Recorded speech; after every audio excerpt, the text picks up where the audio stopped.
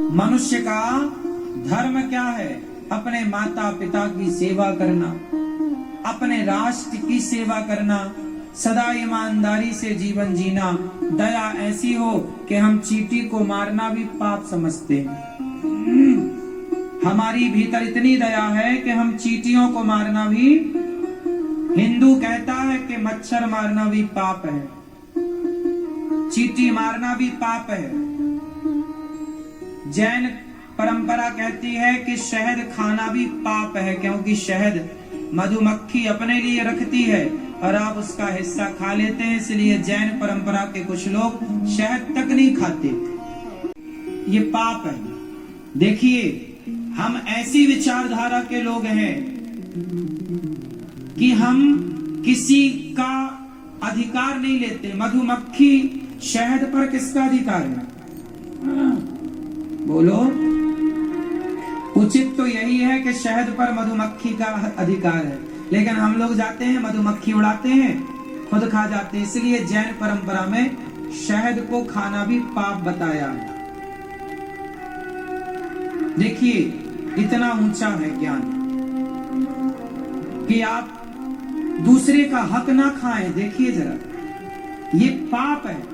हम सनातनी मच्छर मारने को पाप कहते हैं, चींटी मारने को पाप कहते हैं, और दूसरे लोग बकरा काटने को पुण्य समझते हैं। ये अंतर है साहब सनातन में और अन्य में।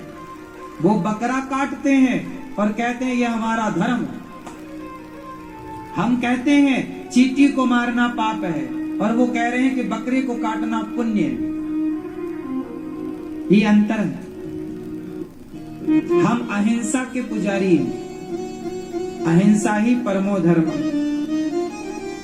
अहिंसावादी होना चाहिए, पर कायर नहीं होना चाहिए। हम चींटी नहीं मारते, इसका मतलब ये नहीं है कि तुम आओ हमारी बहन बेटियों को छेड़ो तो हम तुम्हें मारेंगे नहीं। नहीं, तुम्हारी नानी याद दिला देंगे।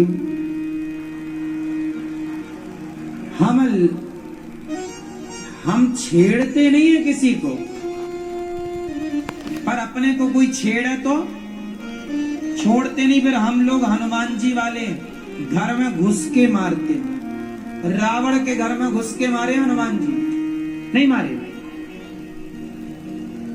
हम चींटी नहीं मारते,